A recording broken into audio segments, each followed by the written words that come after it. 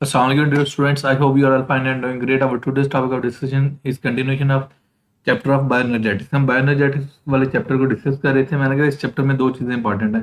One is the photosynthesis, other is the respiration. Clear. Photosynthesis को हम सो फार discuss कर चुके हैं. जब बच्चे फोटोसिंथेसिस की बात करते हैं हम कहते हैं दो रिएक्शंस हैं basic. One is the light reaction, other is the dark reaction. Light reaction में हम ये कहते हैं कि दो उसके बेसिक फिनोमिना है. One is the non-cyclic photophosphorylation, other is the cyclic photophosphorylation. Clear. उसके बाद हमने डार्क रिएक्शन डार्क रिएक्शंस की बात की थी जिसे हम कैल्विन साइकिल वगैरह भी कहते हैं. अब हम डिस्कस करेंगे सेलुलर रेस्पिरेशन को. जब बच्चे हम रेस्पिरेशन की बात करते हैं मैं कहता हूँ रेस्पिरेशन के भी दो लेवल होते हैं. One is the organismic respiration, other is the cellular respiration. जो ऑर्गेनिज्मिक रेस्पिरेशन है that is the exchange of gases at the organism level. इसे ब्रीदिंग भी कहते हैं. हम जो नॉर्मल ऑक्सीजन ले रहे होते हैं और कार्बन डाइऑक्साइड को बॉडी से बाहर भेज रहे होते हैं, दिस इज ऑर्गेनिज्मिक रेस्पिरेशन या ब्रीदिंग जिसे हम कहते हैं. क्लियर. ये एक नॉर्मल प्रोसेस है. अब दूसरा क्या होता है सेलुलर रेस्पिरेशन. सेलुलर रेस्पिरेशन में क्या होता है ऑक्सीजन को ऐड करके ग्लूकोज को ब्रेक कर दिया जाता है. That is called as cellular respiration. Clear. अब इसको देखते हैं क्या है, कैसे है, किस तरह है.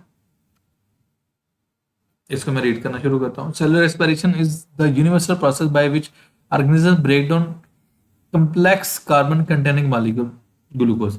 अच्छा याद रखना ग्लूकोज को हम रेस्पिरेटरी फ्यूल भी कहते हैं. ये सेल जो होता है ना, सेल ने जो एनर्जी प्रोड्यूस करनी होती है वो ग्लूकोज को ब्रेक करता है. ग्लूकोज को ब्रेक करके एनर्जी प्रोड्यूस कर देता है और इसलिए हम रेस्पिरेटरी फ्यूल कहते हैं to get usable energy. Clear. Cellular respiration can be summarised as, इसे इस तरह समराइज कर देते हैं. ग्लूकोज है प्लस ऑक्सीजन है, carbon dioxide plus water plus energy produce हो जाएगा. क्लियर. अब इसको नेक्स्ट देखते हैं हम. You can see that the arrangement of atoms in a glucose has more stored energy while there is much less energy in the arrangement of atoms of carbon dioxide and water. अब मैं एक simple सी बात कर देता हूँ. दो type के मॉलिक्यूल होते हैं. एक होता है ऑर्गेनिक मॉलिक्यूल, दूसरा होता है इनऑर्गेनिक मॉलिक्यूल. मोस्टली हम ये देखते हैं कि जो ऑर्गेनिक मॉलिक्यूल्स होते हैं they have more energy as compare to the inorganic molecule because they have the CH bond. Glucose के अंदर CH बॉन्ड्स होते हैं, उनको ब्रेक करके क्या किया जाता है, एनर्जी की जाती है. और जो कंपैरिजन में जाए हम कहते हैं वाटर और कार्बन डाइऑक्साइड ये एनर्जी पुअर मॉलिक्यूल्स है while glucose is the energy rich molecule. Clear. ये बात यहाँ तक मैं कर चुका हूँ. The basic events in the cellular respiration all cells are much similar. जो बेसिक इवेंट होते हैं वो एक जैसे ही होते हैं. Almost all cells in all organism use glucose as energy source, और एनर्जी सोर्स के तौर पे ग्लूकोज के यूज होते हैं.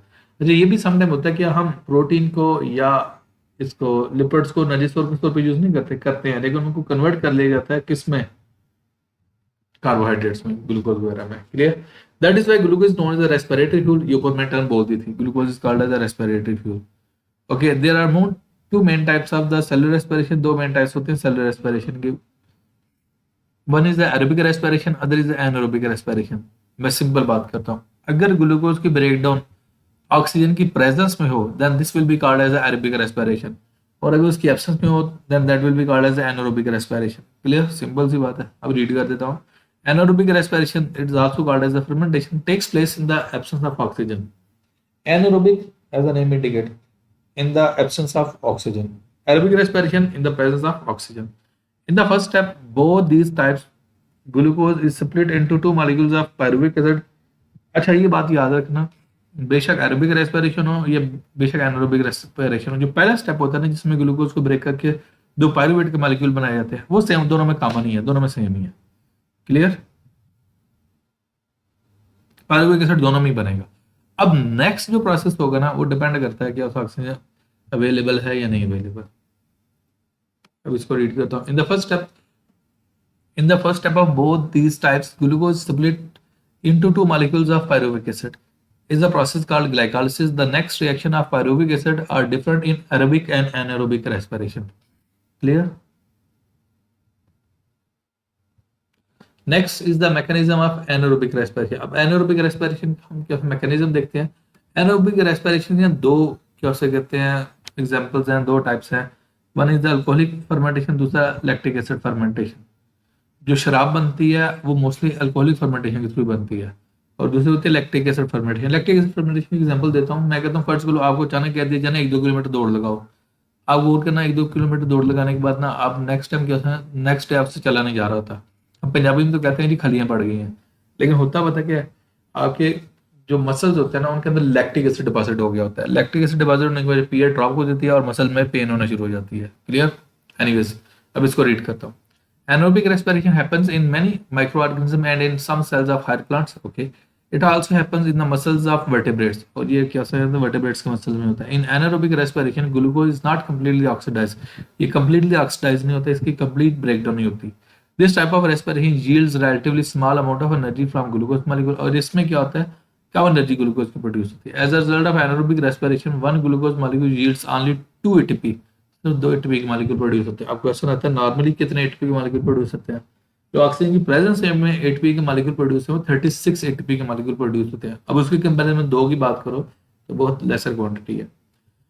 Okay, the energy in 2 ATP is equivalent to 14.6 kilocalories. Okay, next, anaerobic respiration consist of glycolysis. अब glycolysis क्या है? ब्रेकडाउन ऑफ ग्लूकोज है। ग्लूकोज को ब्रेक करके 2 मॉलिक्यूल बना दिए जाते हैं किसके? पायरुविक एसिड के। अच्छा, याद रखना पायरुविक एसिड ग्लूकोज के मॉलिक्यूल के अंदर 6 कार्बन होते हैं। जब उसे स्प्लिट करोगे तो 2 3 कार्बन वाले मॉलिक्यूल बनेंगे। और जो 3 कार्बन के मॉलिक्यूल बनेंगे उन्हें हम कहते हैं पायरुविक एसिड। आप पायरुवेट भी कहते हो या पायरुविक एसिड भी कह सकते हो। Clear?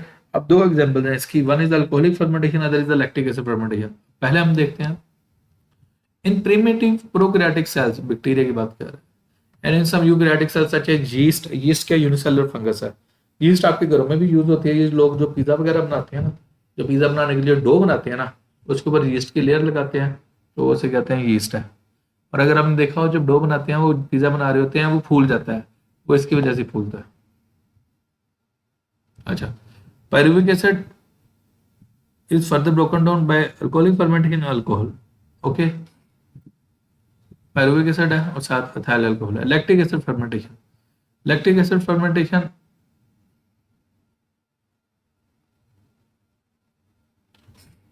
Okay, lactic acid in lactic acid fermentation each pyruvic acid molecule is converted to lactic acid in the absence of oxygen। ठीक है, सही है, उसमें वो लैक्टिक एसिड में कन्वर्ट हो जाएगा। एक मिनट, मुझे लगता है आपकी बुक वाले ने कुछ गलती की हुई है। Let me check.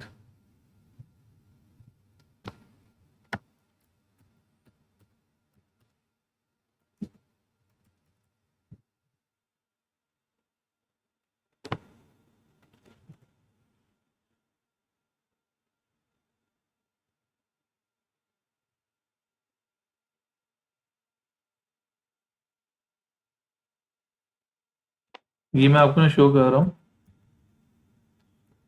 ये वाली इक्वेशंस आपने याद कर लेनी है, लैक्टिक एसिड फर्मेंटेशन की और अल्कोहलिक फर्मेंटेशन की।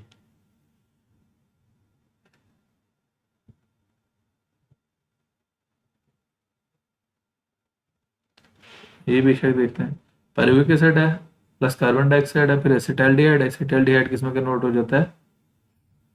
एथेनॉल में। क्लियर? ये दी गई है। एनीवेज, नेक्स्ट हम देखते हैं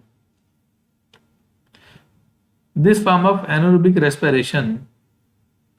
यहाँ पे से इथाइल अल्कोहल की बजाय वो लिखना चाहिए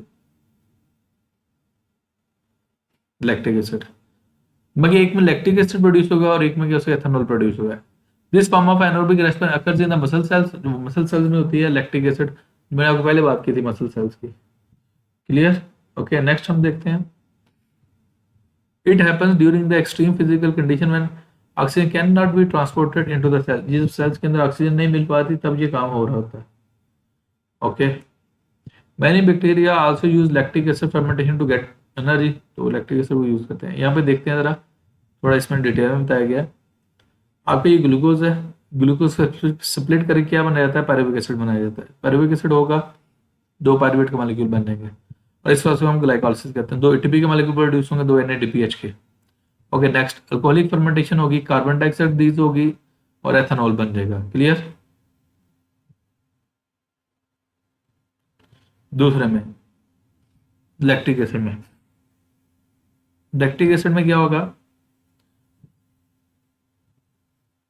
ये ग्लूकोज का मॉलिक्यूल है, ग्लाइकोलाइसिस होगी, 2 मॉलिक्यूल बनेंगे पायरुविक एसिड के।